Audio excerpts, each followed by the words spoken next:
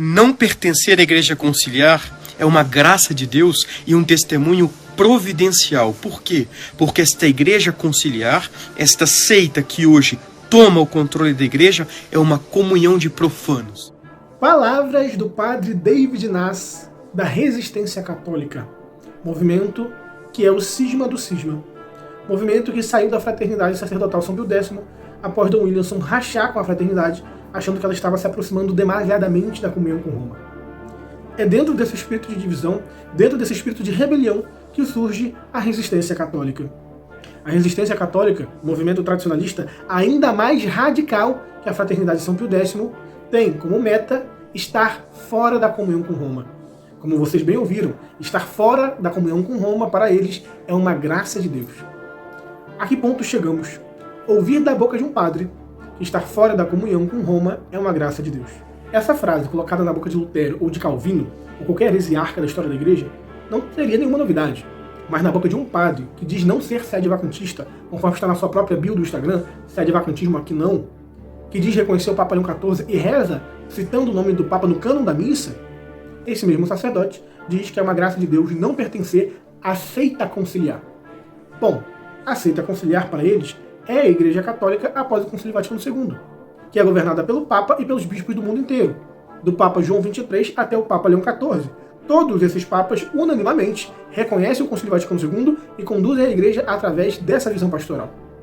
Agora, qual é o Papa que vocês reconhecem?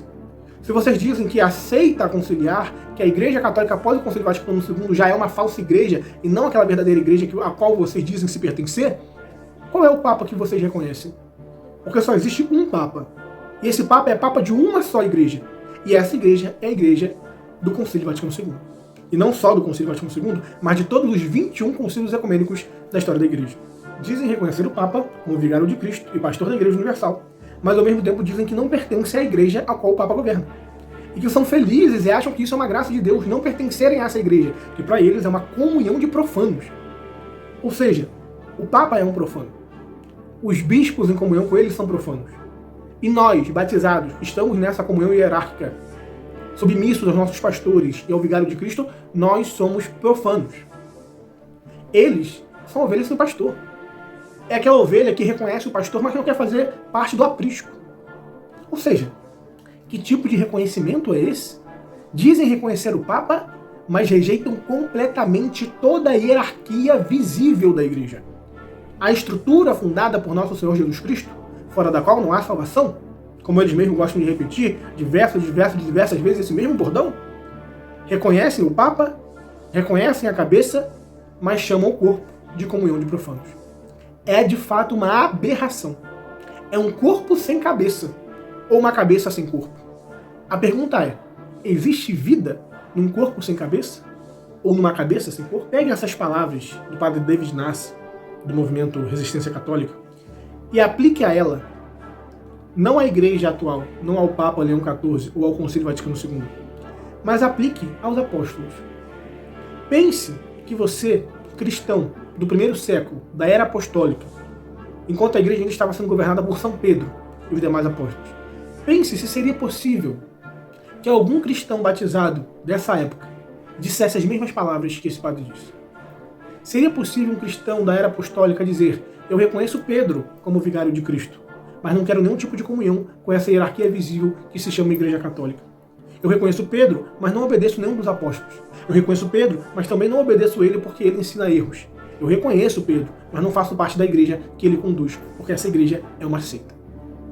Será que um cristão católico dos primeiros séculos, com essa mentalidade, seria considerado um católico?